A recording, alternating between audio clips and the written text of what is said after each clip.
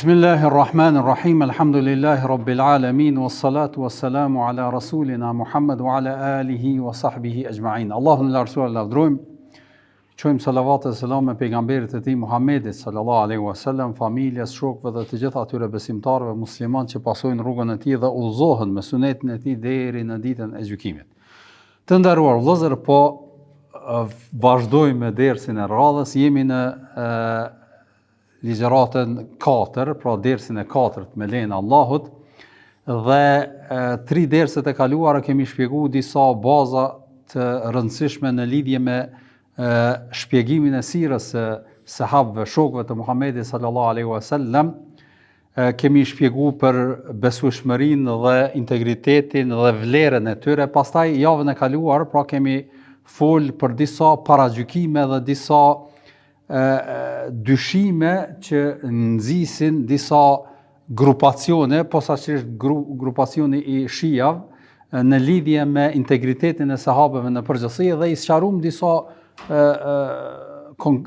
disa paragjykime apo dyshime konkrete, sikurse në numrin e sahabëve e kështu me radhë, dhe kemi thënë që vërtet kjo nuk është një çështje dytësore në Islam, për arsye se kjo bazë e integritetit sahabëve ndërlidhet edhe me kuptimin edhe pranimin e fesë islamit në përgjithësi. Për çata një nga imamët e njohur të hadithit që njihet Abu Zur'a ar-Razi, është një prej muhaddithinëve shumë të njohur, ka lind parafërsisht në vitin 2006 apo 2007 dhe ka vdek në vitin 206 dhe ka vdek në vitin 264 sipas hijretit.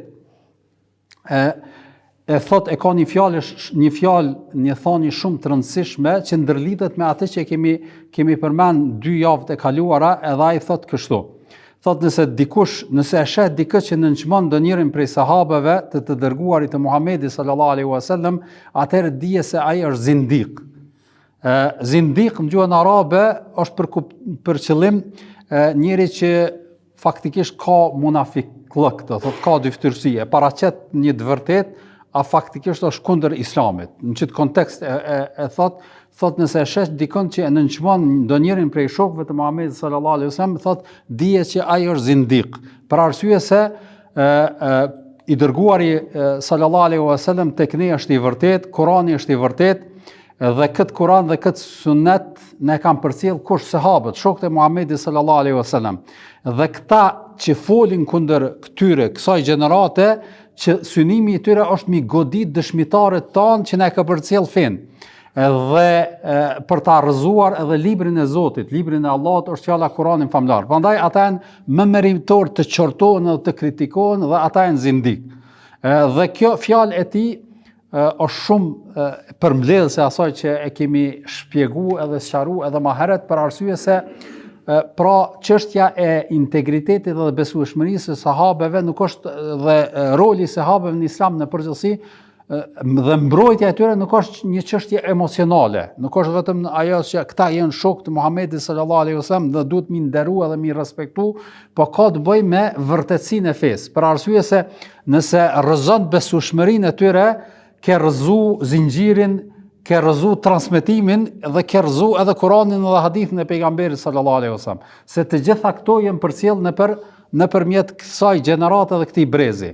Prandaj edhe termi zindik e ka këtë kuptim, pra nuk është një etiketim edhe një vetëm fjalë që ju thuhet atyre, për arsye se është për qëllim domosdoshmë për ata njerëz të cilët mundohen nga brenda me godit fen, edhe me rënu fen. Për arsye se nuk kanë drejt apo nuk kanë mundësi në formë direkte me mohu Kur'anin apo me mohu hadithin e pejgamberit sallallahu alaihi wasallam, po fillojnë me rënu duke mohu zinxhirin, duke mohu transmetimin edhe brezin që e ka përcjell neve. Për këtë shkak pra është do thot një farë forme, një farë synimi që të rrëzohet Islamin nga brenda, jo do thot diçka tjetër. Prandaj relativizimi i sahabëve nuk është do thot pra pretendim i kërkimit vërtetës, që me thonë ka dale, e kemi shpjeguar edhe javën e kaluar, se çfarë është për qëllim njerëz, domthonë këta personalitete që i kanë përcjell Islamin neve, dihen kush kanë qenë, çfarë kanë vepruar në Islam, edhe cili është kontributi i tyre me emra, edhe me prejardhje, me gjithë, pra nuk ka këtu kur farë fshehtësie dhe kur farë paqartësie që me pretendu atë që po e pretendojnë këta njerëz. Përse ata duhet me pas shkurt me thonë, sahabët janë ura e Islamit, edhe rënimi i kësaj ure do të thotë edhe me e rënu burimin e Islamit në përgjithësi. Në lidhje me metodologjinë e shpjegimit, edhe atë që do ta shpjegojmë neve inshallah prej sodit e tutje nderset e radhës, është se vërtet ndoshta kemi përmend pak në një fund përgjithshme këtë çështje, është se ulemat posaçërisht e ehli sunetit kur kanë folë në lidhje me sahabët, metodologjitë që kryesisht ata i kanë përdorur kanë qenë 3 ose 4 çështje. Çështja e parë kanë qenë dhe kjo është ma e shumta dhe te shumica dietare posaçërisht atyre më të njohur dhe më të vjetër edhe që kanë folë në lidhje me këto tema, është që ju kanë hi direkt temave të fitneve, domethënë ato situata edhe ato rrethana që disa njerëz i kanë ngritë si dyshime edhe si ngjarje për me i etiketu sahabët me etiketime të padrejta. Edhe kanë shku direkt edhe i kanë marrë ato ngjarje, i kanë shpjegu, edhe i kanë mbrojtë edhe i kanë sqaruar se çfarë është realiteti i tyre. Dhe këtë metodologji e përdorin shumica posaçërisht dietarëve klasik të vjetër, për arsye se ata nuk janë fokusuar në përcjelljen e krejt ngjarjeve në lidhje me sahabët, për arsye se ato ngjarje tek ata posaçërisht kanë qenë shumë të njohura, po janë fokusuar me gjetë aty ku i kanë pas ato dyshimet që ato me i largu.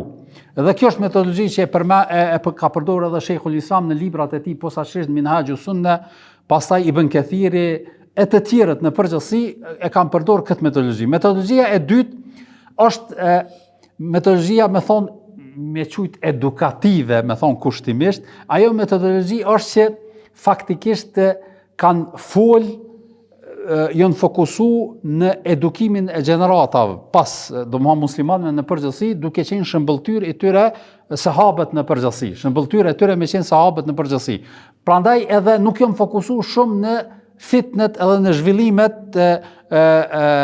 të cilat kanë qenë keqkuptime dhe mosmarrveshje mes sahabëve. Për arsye se synimi i tyre ka qenë me ndërtu modelin edhe me përcjell. Edhe nëse janë dalë këto ngjarje, janë dalë shumë pak ose në formë të përgjithshme.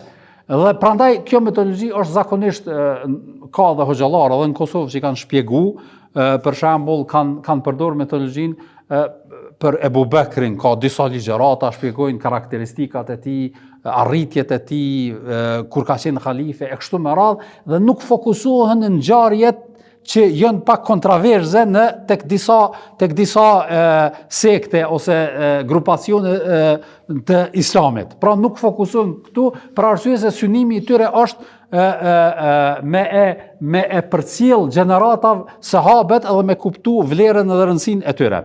Prandaj edhe për Omerin që ashtu flasin, për Othmanin, për Aliun, edhe kështu vazhdën e këtyre ligjëratave për sahabët, i zgjedhin sahabët domethënë në formë të serive të sahabëve dhe shpjegojnë që ata me qenë model i muslimanit në përgjithësi. Pra edhe në këtë kontekst shpjegohet edhe sira e sahabëve në përgjithësi.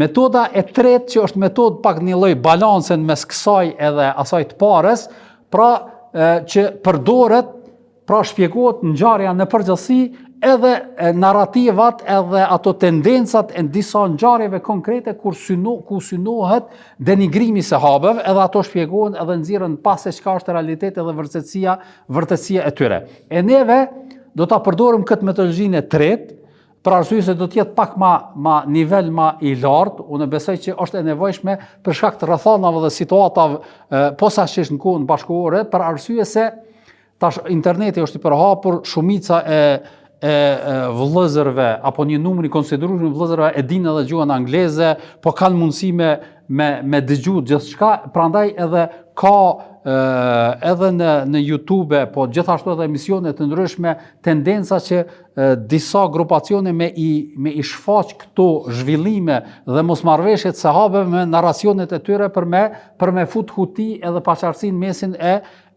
muslimanëve që ndoshta nuk i kanë parasysh këto ngjarje. Prandaj edhe i shpjegojmë këto me kuptu se si është realiteti, edhe i shpjegojmë të kundërtën e pretendimit të tyre, edhe e vërtetojmë se ato domosdoshmë nuk janë sakta, janë tendenca edhe forma, mënyra për me ul vlerën edhe rëndësinë e sahabeve në përgjithësi.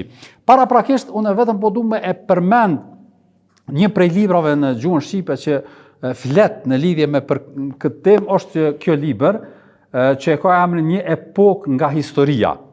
Është do thot një libër bashkëkohor, e ka shkruajt një hoxh, një dietar që në kohën bashkëkohore është i njohur posaçërisht për nivelin e hoxhallarëve në përgjithësi, është Uthman el-Khamis, është do thot kuvajtian.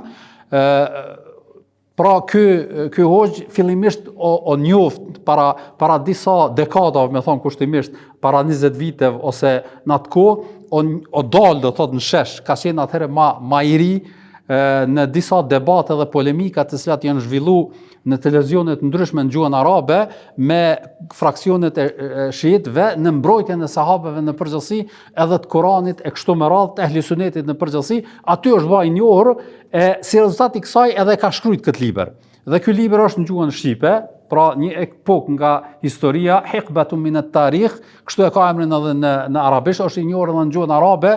E kam është e përkthyme në gjuhën shqipe, besoj që mund ta gjeni nëse doni me pas ose me lexu për ato ngjarje që kryesisht i nxjerrin në shesh shijat kur dojnë me e diskutu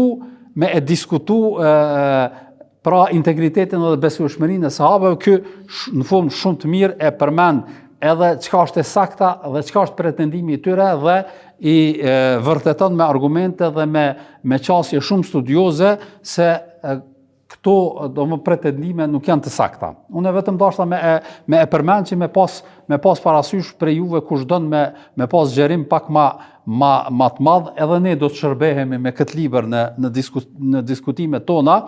Pra ky nuk është ai bash balans në kuptimin e përgjithshëm, edhe ky fokusohet shumë në ato vërejtje dhe paragjykimet e këtij fraksioni. Pra ky është do të thotë poenta mirë, po gjithashtu edhe përmend edhe aspekte edukative dhe ngjarje dhe arritjet e sahabeve në përgjithësi, edhe këtë kontekstin tjetër që është i rëndësishëm, po nuk është fokusi i madh në këto, sa është fokusi me i largu ato dyshime dhe pretendime në lidhje me sahabët në përgjithësi. Vazhdoj pra, ngjarja e sodit, pra që do të fillojmë ta shpjegojmë, ka të bëj me pas vdekjes, ndrimit të jetës së pejgamberit sallallahu alaihi wasallam, se çfarë zhvillua. Edhe në fakt neve aty kemi mbet. Kemi shpjeguar pra se si sahabët nuk e kanë prit shumë natyrshëm këtë zhvillim, pra këtë ndrim të jetës së pejgamberit sallallahu alaihi wasallam, ka qenë një numër i sahabëve që ndoshta i ka kaplu hutia edhe situata dhe rrethana në përgjithësi. I kemi shpjeguar këto ngjarje që ka ndodhur me Ebu Bekrin, me Omerin radhiyallahu ta'ala anhu, që ka ndodhur në xhami, pretendimi i Omerit e kështu me radhë. Të gjitha këto i kemi shpjeguar në sirën e pejgamberit sallallahu alaihi wasallam. Ajo çfarë ka ndodhur mas kësaj është se edhe këtë e kemi përmend, që masi që ka ndru jetë pejgamberi sallallahu alaihi wasallam, ajo që është filluar me njëra është përgatitja për ta pastru Muhammedin sallallahu alaihi wasallam edhe për ta varros atë. Edhe kemi përmend se ka qenë ajo dilema, a me zhvesh Muhammedin sallallahu alaihi wasallam nga rrobat për me pastru apo si me vepru. Pra kanë qenë situata të reja për sahabët këto ngjarje, prandaj edhe në konsult, edhe në situata në rrethana kanë vepruar ashtu qysh ja u kanë menduar se është më drejt, edhe ashtu kanë vepruar.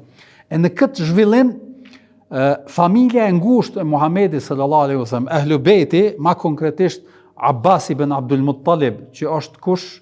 Axha i Muhamedit sallallahu alaihi wasallam, Ali ibn Abi Talib, që është djali i axhës së Muhamedit sallallahu alaihi wasallam, pastaj Fadl ibn Abbas, edhe ky djalë i Axhës së Muhamedit sallallahu alaihi wasallam, kryesisht këta janë marrë me këtë përkujdesje, pra përgatitjen e pejgamberit sallallahu alaihi wasallam për varrim. Ndërkohë ka ndodhur një ngjarje që në historinë islame njihet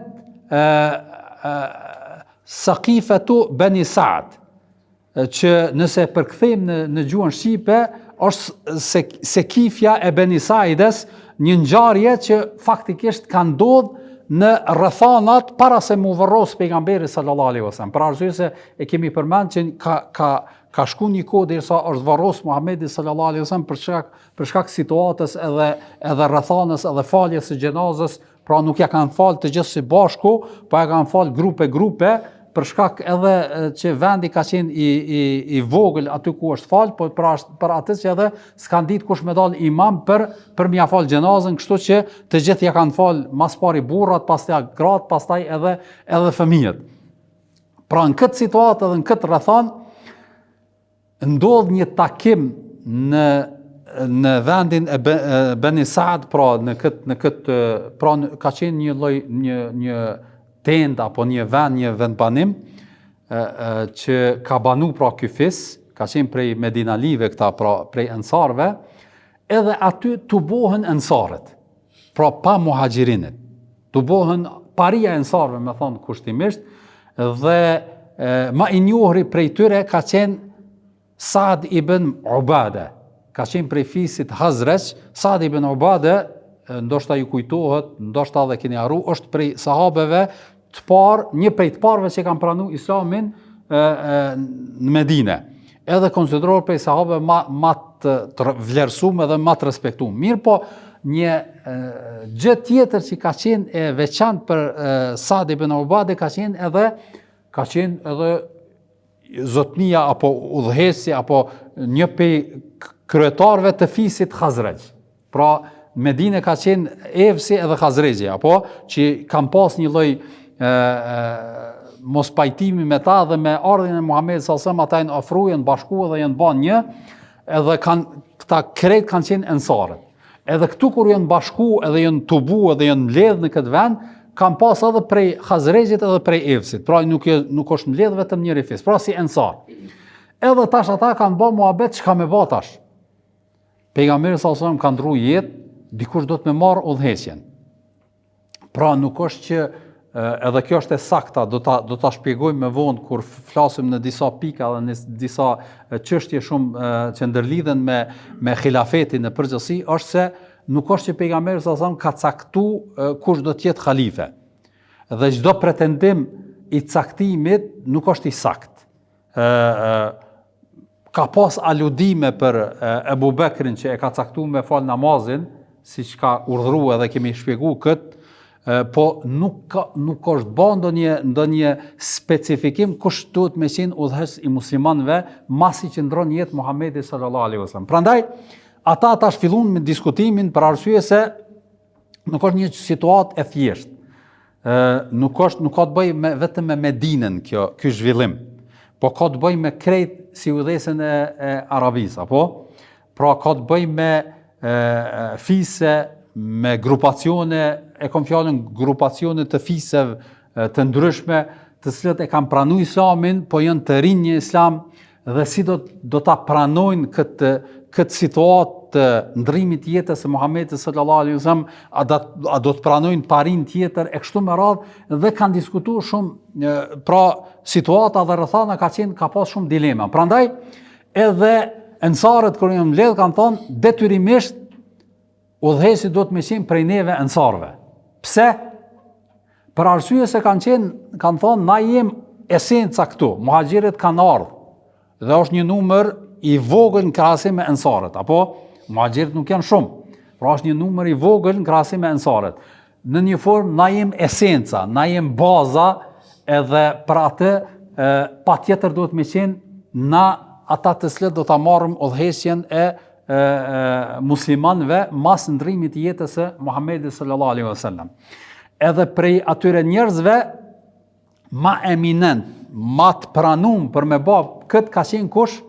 Saad ibn Ubade. Domthon ky njeri që pra nuk ishte një njeri I thjesht, udhëhesi I fisit vet, I respektuar në Medinën nga të gjithë, prej sahabeve, një prej sahabeve më të vjetër prej ensarve, vepra punë të jashtëzakonshme, tash nuk po dojmë me fol për karakterin edhe arritjet e këtij, po vërtet ka qenë posaçërisht në betejën e Uhudit, ka marrë pjesë në betejën e Bedrit, e kështu me radhë, pra nuk është një personalitet I thjesht. Prandaj edhe ensarët sikur se kanë pas një lloj dakordimi që Saad ibn Ubade do të më qenë udhëhesi I muslimanëve. Mirë po, në këtë varg të zhvillimit, Ebu Bekri, radiallahu ta'ala anhu, dëgjon për këtë zhvillim. E keni parasysh, e dëgjon për këtë zhvillim, se janë mbledh ensarët në këtë vend, edhe janë duke diskutu se çka me bë tutje masi që ka ndrur jetë pejgamberi sallallahu alaihi wasallam. Kur e dëgjon këtë, atëherë me një grup prej muhaxhirinëve që I ka pas aty afër, thot çka duhet me bë, edhe e merr Omerin radiallahu ta'ala anhu, edhe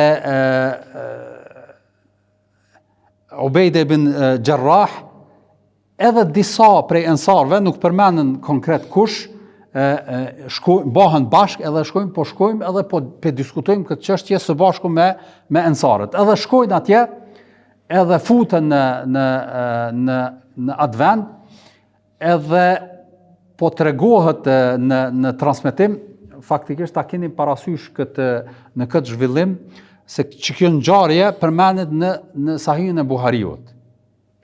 Domthon transmetimi është I sakt. Gjithashtu Imam Ahmedi e ka një transmetim të këtij zhvillimi me disa shtesa të cilat gjithashtu janë të sakta. A keni parasysh? Edhe këtë shpjegim që jemi duke bë, edhe që do ta bëjmë tutje, janë do thot nga këto hadithën, nga këto dy koleksione, pra në Sahihun e Buhariut edhe në Musnedin e Imam Ahmedit, se çfarë ka ndodhur edhe si ka qenë ai zhvillimi. Edhe po tregon Omeri, thot kur jena fut mrenda, e kemi pa një njeri të mbulum. Një njeri të mbulum, ka qenë I mbulum se ka njoft kush. Edhe thot kena pyet kush është ai, kanë thonë ky është Saad ibn Ubade, pra se ka njoft për arsye se ka qenë I mbulum. Edhe kanë thonë çka ka, kanë thonë është I smur. Ka qenë I smut, prandaj edhe është mbulum, dashur ka pas në lloj temperatura, çapo diune, edhe ka qenë I mbulum edhe se ka njoft. Mirë, po përmendet kjo, edhe po thot Omeri radiallahu anhu, kur jena fut mrenda, zawartu kalaman fi nafsi, që nëse përkthejmë shqip, domethënë e kum përgadit me thonë një fjalim, ose një diçka me thonë në zemrën time, që kur shkojnë aty me fol, me trajtu edhe me shpjegu. Edhe thot kur e na ul, e kemi pa diskutimin e tyre, që ata po anojnë edhe po thonë që ensarët prej neve duhet me qenë udhëhesi e jo prej muhaxhirëve, për arsye se ju jeni pak, jeni numër më I vogël, edhe esenca jemi ne. Edhe po thot Omeri dashta me fol une. Të vonë që ato që I ka përgadit në mendje, në zemrën e tij për me fol, thot dashta me fol une, mirë po Ebu Bekri thot më ka prek edhe më ka ndalu. Ka thonë nalo, edhe ka fol Ebu Bekri.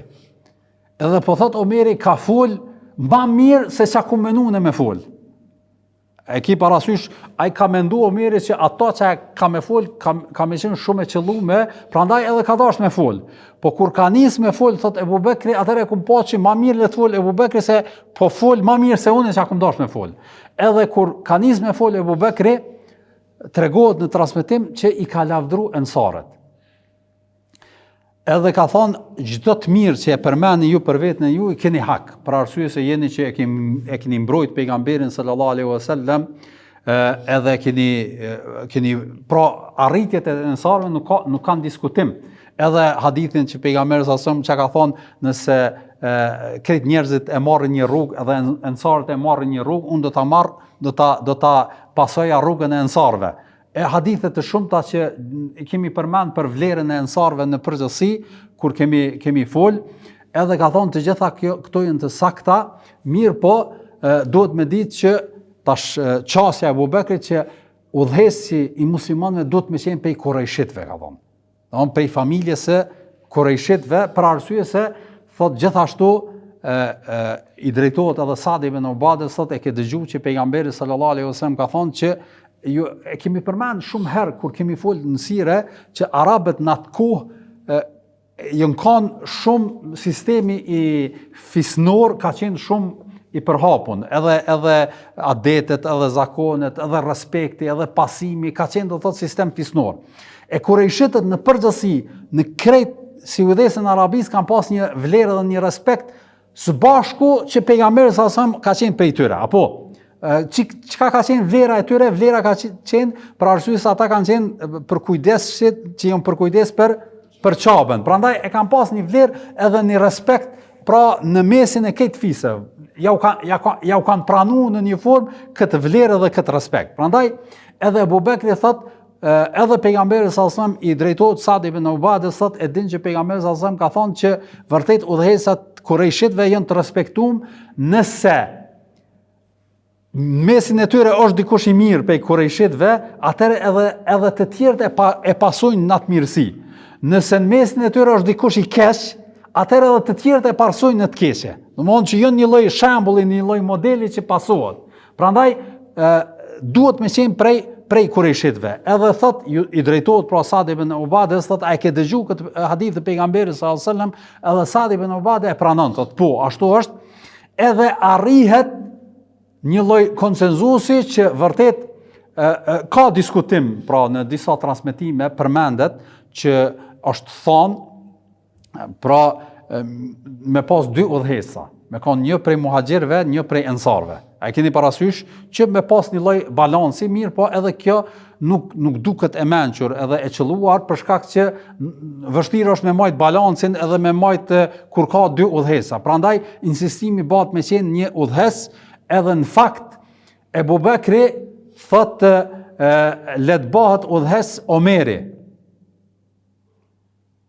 Omeri le të bëhet udhëheq, edhe Omeri po thot tash për veten e tij në transmetimin e Imam Ahmedit, thot kur një teme nuk ku mujt me paramendu veten teme, ma shumë e kisha myt se sa me kon udhëheq të një shoqëri muslimanëve e mesin e tyre me kon Ebu Bekri. Domthonë s'ka mujt me paramendu veten që me dal para Ebu Bekrit. Ju e keni parasysh gjithmonë ka pas edhe ajo garimi për punë të mira që mes Ebu Bekrit e Omerit, që ka thonë prej këtij momenti mo nuk shtyna me ty. Domthonë se ti faktikisht kur e ka dhënë këtë pasurinë Ebu Bekri në situatën që e njihni si hadith dhe si ngjarje.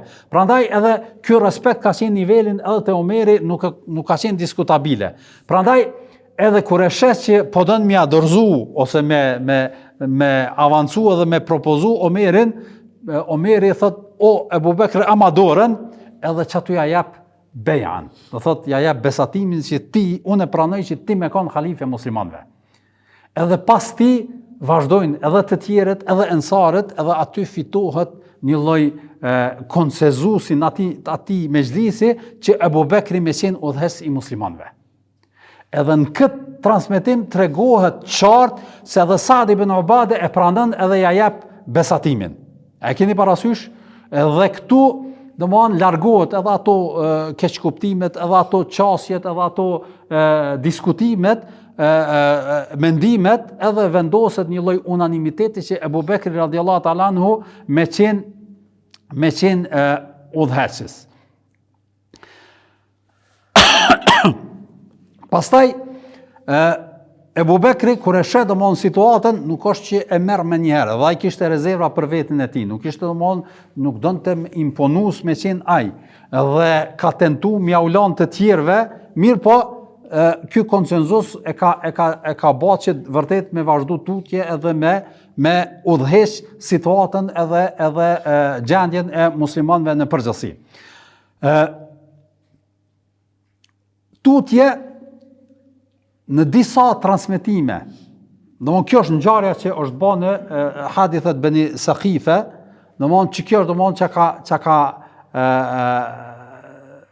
ka ndodhur pra në Sakifet Beni Sa'd. Në disa transmetime jo të vërteta, jo të sakta, po saqërisht fraksioni shiav e përdorin këtë ngjarje me tendencë për me nxjerrë në pa që në fakt nuk ka pas prej fillimi konsenzus për me caktu khalife Ebu Bekrin radhiyallahu ta'ala anhu. Po ju që e ka diskutu dikush Aliun radhiyallahu ta'ala anhu me qenë khalife. Mirë po ata dojnë me kriju që edhe në mesin e sahabëve synimi tyne Allah e na rujt prej kësaj, po pretendimi i tyre sikur se ka qenë pushteti, që ata ta shtojnë Omeri, ky Aliu radhiyallahu ta'ala anhu ka qenë i angazhuar me varrimin e pejgamberit sallallahu alaihi wasallam, kurse që kjo narrativa, kurse sahabët kanë qenë të angazhuar ose të preokupuar ose të zanun kush me udhëhesa dhe kush me da pushtetin. A e keni parasysh që domon kush me da edhe kush ka me marr. Ç'kjo është narrativa. Domthon edhe tendenca për me paraqit që këj synimi i sahabëve ka qenë pushteti e jo diçka tjetër. Në fakt ashtu nuk ka qenë edhe kjo nuk qëndron fare.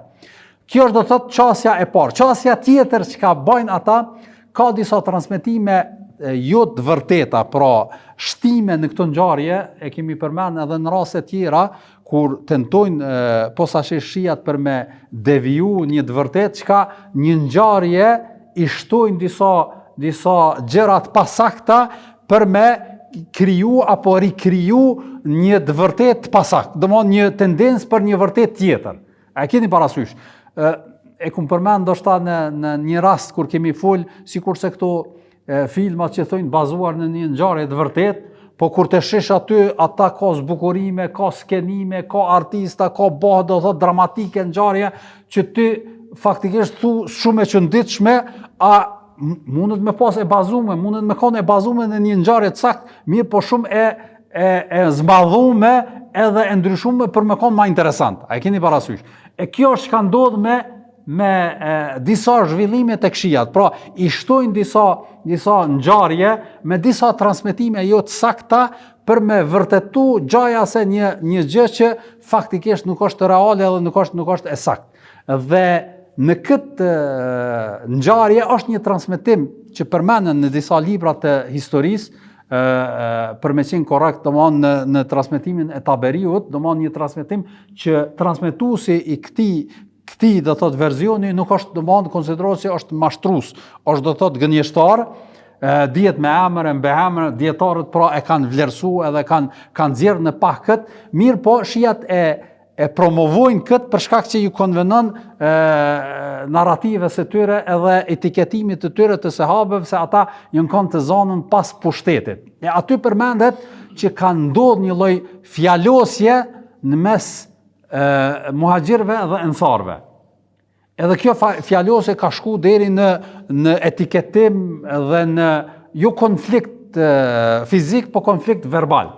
Edhe aty thuhet sikur se gjaja Saad ibn Ubade nga refuzimi i kësaj që t'ja jap pra besatimin Ebu Bekrit radhiyallahu ta'ala anhu, ngritet nga ai mezhlis edhe kthehet në shtëpinë e tij edhe thotë që kur s'kum ja u dhon juve pra besatimin edhe kum ju luftu, edhe thuhet që në këtë transmetim që nuk ka dalë mund xhami kur mu fal me muslimant, haxhin se ka bën me muslimant, e kështu me radhë, bëhet do thot një lloj vlerësimi që faktikisht nuk është e saktë kjo.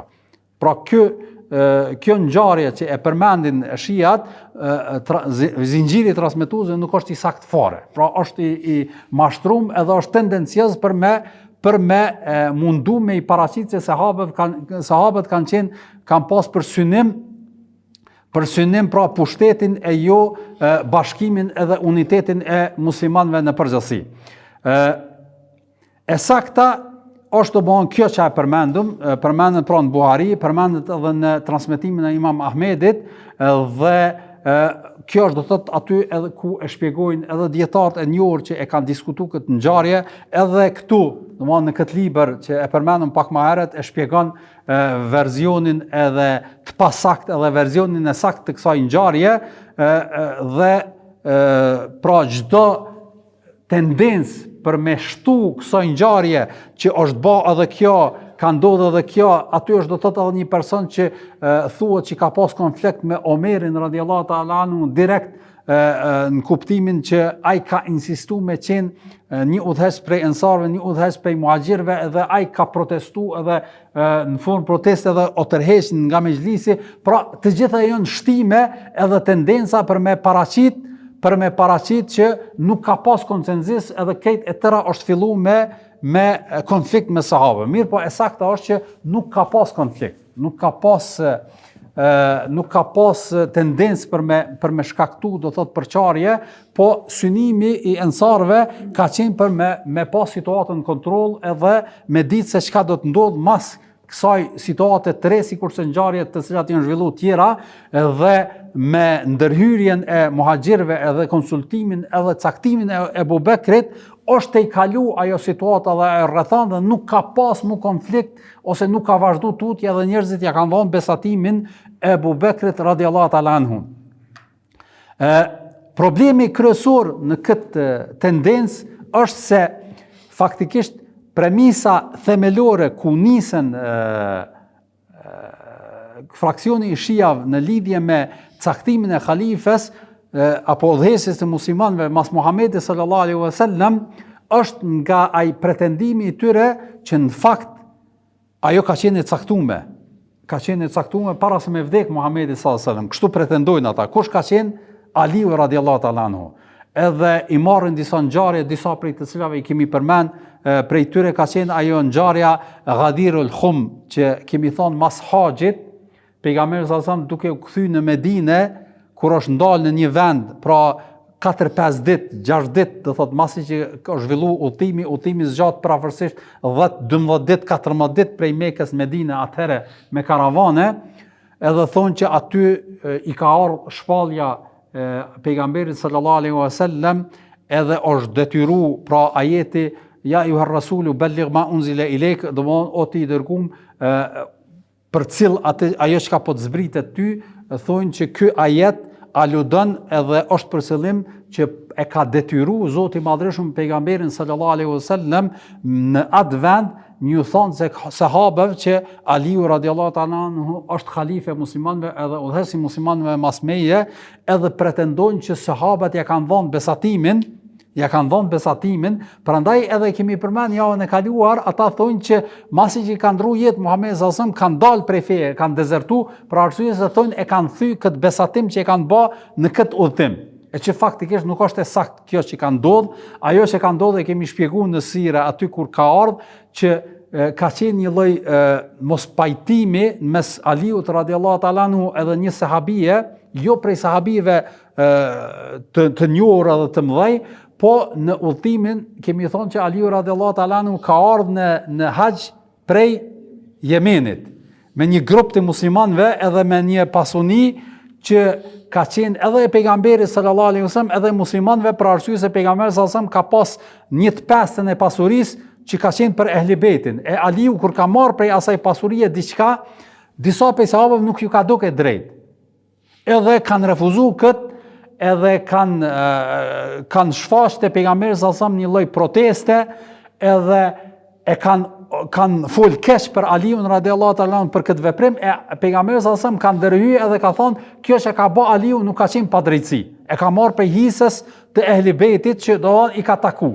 Edhe ka thonë që nuk guxoni me urrejt Aliun për këtë punë, për arsye se kush më don mu, duhet me dasht edhe Aliun radiallahu ta'ala. Ata kanë thonë që kjo është domosdoshmë këtë ngjarja që ka qenë një lajmërim që pejgamberi sallallahu alaihi wasallam po e cakton halife kon Aliun radiallahu ta'ala. Pra ngjarje e çasaj me shtim sipas pretendimeve të tyre. Pra kjo nuk ka qenë fare kështu, pra udhëhesja në fakt në Islam ka qenë çështje konsultimi, shura bejnahum, domthon çështje konsultimi. Pejgamberi sallallahu alaihi wasallam ka mujt me saktu, mirë po nuk ka dasht.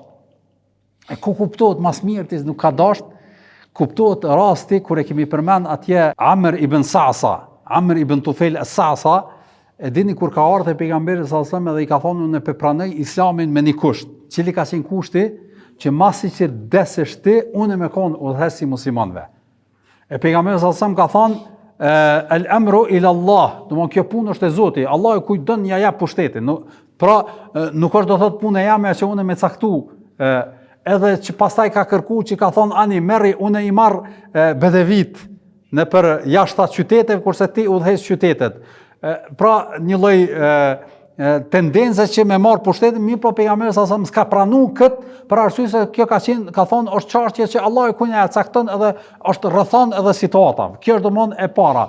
E dyta që gjithashtu shumë e qet në pah të thotë këtë është edhe mënyra e zgjedhjes e Ebu Bekrit nuk është kontestu. Në asnjë rast sahabët nuk e kanë kontestu. As Aliu radhiyallahu ta'ala anhu nuk e ka kontestu zgjedhjen e Ebu Bekrit radhiyallahu ta'ala anhu, është vonu besatimi për shkak të disa rrethonave të cilat do t'i shpjegojmë tutje, po nuk e ka kontestu për arsye se ka ndodhur në çit metodën të cilën e përmenda unë. Pra me konsult, pastaj është bë për zgjedhja, njerëzit janë bë unanim edhe ja kanë dhënë besatimin edhe kjo ka qenë forma e udhëheqjes. Pastaj edhe te Omeri nuk ka pas një lloj standardi të caktuar. Po çysh ka qenë standardi? Ebu Bekri ka lënë vasjet, ka thonë unë nëse më ngoni mu, mas vdekjes time, po ma mërmendni që Omeri radhiyallahu ta'ala është më i përshtatshëm. Edhe sahabët janë dakorduar dhe e kanë vazhduar me këtë vasjet të Ebu Bekrit radhiyallahu ta'ala. Omeri çfarë ka vepruar? Nuk ka vepruar as metodën e parë, as dytën. Ka marrë krejt këtu kena mi shpjegu kur vjen në situata, po du me përmendash si argument që mënyra edhe çështja e zgjedhjes së halifes, udhëheqësit e muslimanëve, nuk ka qenë diçka e caktuar prej Zotit të Madhërisht, as prej pejgamberit sallallahu alaihi wasallam. Po ka qenë do thotë varësisht prej rrethanave dhe situatave që janë dakordu musliman. Omeri nuk ka caktuar një person ka caktuar një komision prej 6-7 vetave. Ata nërmje veti më konsultua dhe nërmje veti me zgjedh personin që është ma i përshtatshëm. A e keni parasysh? Aliu radhiyallahu ta'ala anhu o zgjedh me konsenzus, sikur Ebu Bekri. Prafërsisht. Do thonë sikur Ebu Bekri me konsenzus. Do thonë nuk e kanë diskutuar, pra këtyn kanë unanim që ti je më i përshtatshëm në këtë rrethon me na udhëhes. E kështu me radhë, pra metodat kanë ndryshuar, që do të thotë nuk është do thonë një qasje e strikt që duhet më i përmbajt asaj. Edhe po të kishte diçka, atëherë do të kishte mos pajtime në këto zgjedhje. Për arsye se edhe në zgjedhjen e Ebu Bekrit, edhe në Omerit, edhe në Othmanit, edhe të Aliut, pra nuk ka pas diskutim edhe konflikt me sahabët. Kush do që pretendon diçka, është do të thotë vetëm munduan me përmend qoftë disa gjëra të pasakta dhe të pavërteta për me ngrit narrativen se ka pas keqkuptime apo mos pajtime në mesin e sahabëve.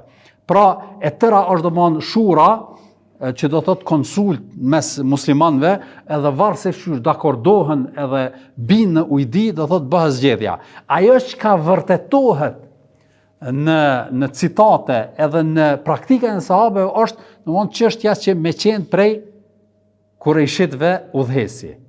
Domthon kjo ka qenë edhe aluduar edhe me citate nga hadithet e pejgamberit sallallahu alajhi wasallam. Një prej arsyeve ka qenë kjo që e përmenda që vërtet Kurejshitët kanë pas një barr edhe një pra rol në mesin e fisëve tjera dhe kanë qenë do thotë fisi që mas shumti kanë mujtë me kriju këtë unifikimin e fisëve tjera për shkak domthon të kësaj vlere, edhe se kanë qenë udhëhes, domthon ata të cilët janë kujdes për çabën, po gjithashtu edhe aspektin e se pejgamberi sallallahu alaihi wasallam ishte nga mesi i tyre, e jo diçka tjetër.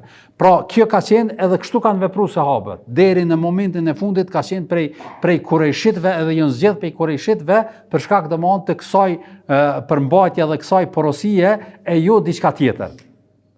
Kurse pretendimi se pra Aliu ose metoda e zgjedhjes së halifes është diçka e shenjtë, edhe Allah i Madhërisht e ka vërtetuar në ajete ose pejgamberi sallallahu alajhi wasallam në hadithe, të gjitha janë do thotë pretendime që nuk kanë bazë as në vërtetimet e haditheve të sakta tek musliman, pra të ehli sunetit në përgjithësi, edhe ato që ka përcjellin fraksione tjera, të gjitha janë do thotë të fabrikuar, me thon kushtimisht, edhe të shtume edhe të transmetime jo të sakta dhe gënjeshtra vetëm e vetëm për me vërtetu pretendimin e tyre, për arsye se vërtet qasja e posaçërisht do thotë të grupacionit të Shiav është që faktikisht ata kanë kriju pra këtë sistemin edhe pretendimin që halifja duhet me qenë njëri i Aliu radiallahu ta'ala anhu, edhe pastaj janë mundu me gjetë çfarë do argumenti qoftë edhe i fabrikum për me vërtetu këtë gjë që ata e kanë pretendu se është pjesë e fesë edhe diçka e domosdoshme. Por e sakta është ajo që e përmendëm tek ehlusuneti. Inshallah javën e ardhshme vazhdojmë me disa shpjegime tjera që ndërlidhen me këtë ngjarje. Wa sallallahu ala nabina Muhammad wa ala alihi wa sahbihi ajma'in. Allah ju shpërblet.